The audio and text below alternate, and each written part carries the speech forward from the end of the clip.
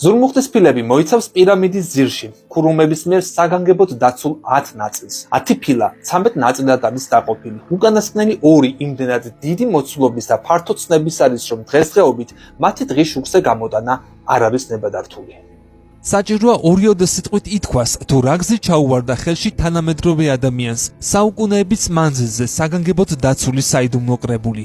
ჩვენს წელთაღრიცხვამდე დაახლოებით 1300 წელს ძველ ქემში, ეგვიპტეში მომხდარი არეულობების დროს, რამდენიმე ქურუმი, რომელთა შორისაც უძველესი პირამიდის მცველებიც იყვნენ, გააგზავნეს დედამიწის სხვადასხვა წერტილში, ზურმუხტის ფილების წარმომადგენელთა სახელით, რომლებიც მათთვის თილისმის როლსაც ასრულებდნენ. ისინი ატლანტების სხვა, შედარებით დაბალ საფეხურზე მდგომი კოლონიების, ანუ ცივილიზაციების განათლებას შეუდგნენ.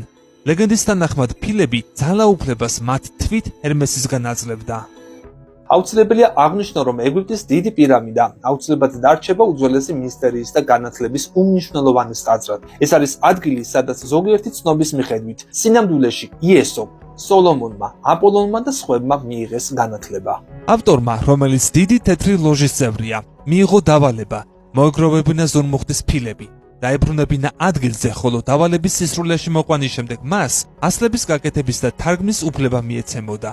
1525 წელს დავალება შესრულდა და მხოლოდ ამის შემდეგ გაიცა ნებართვა ინფორმაციის ნაწილი გამოქვეყნებულიყო. რამოდენიმე სიტყვა ფილების მატერიალურ ასპექტზე.